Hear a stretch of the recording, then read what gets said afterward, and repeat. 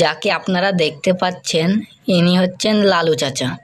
লালু চাচার পরিবারে শুধু উনি একলা একলা মানুষ, খায় দায় আর সারাদিন পড়ে পড়ে ঘুমায়, কোনো কাজ নেই। ওনার একটা বাগান বাড়ি আছে, ওই বাগান বাড়িতে ওনার একটা গরু আছে। গরুকে কোনো সময় খেতে দেন, কোনো সময় দেন না। খুব কিপটি মানুষ। উনি একদিন ওনার বাগান বাড়িতে গরুকে কিছু ঘাস খেতে দিচ্ছিলেন, এমন সময় পেছন থেকেই একটা ছেলে এসে ওনাকে ডাকে, এই যে লালু চাচা, চাচা শুনতে পাচ্ছেন না ও চাচা? লালু চাচা পেছন ফিরে দেখেন ওনার গ্রামের পিয়ন এসেছে ওনার বাড়ি।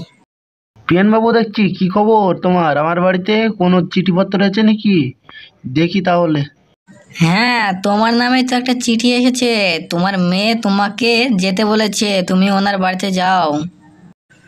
চিঠিটা লালু চাচাকে দিয়ে ওই বাচ্চাটা আস্তে আস্তে লালু চাচার বাড়ি থেকে চলে যায়। চিঠিতে দেখি আমার মেয়ে কি লিখেছে। বাবা, তুমি তো অনেকদিন হলো আমাদের বাড়ি ঘুরতে আসোনি, একদিন ঘুরে যাও।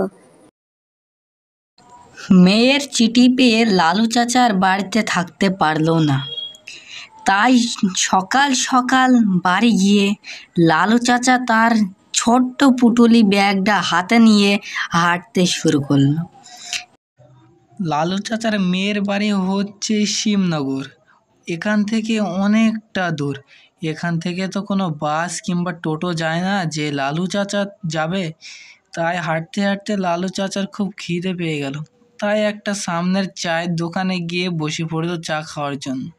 এক কাপ চা নিয়ে দোকানদার দাদার সাথে কথা বলছিল।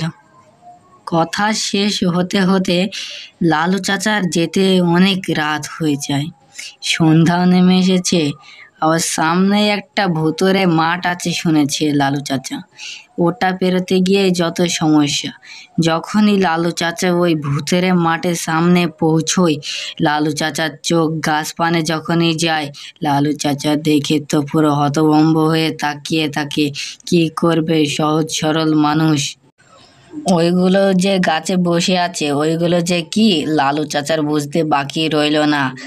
গাছের উপর থেকে একটা সাদা থান পড়া মেয়ে লালু চাচার পিছু করতে লাগলো।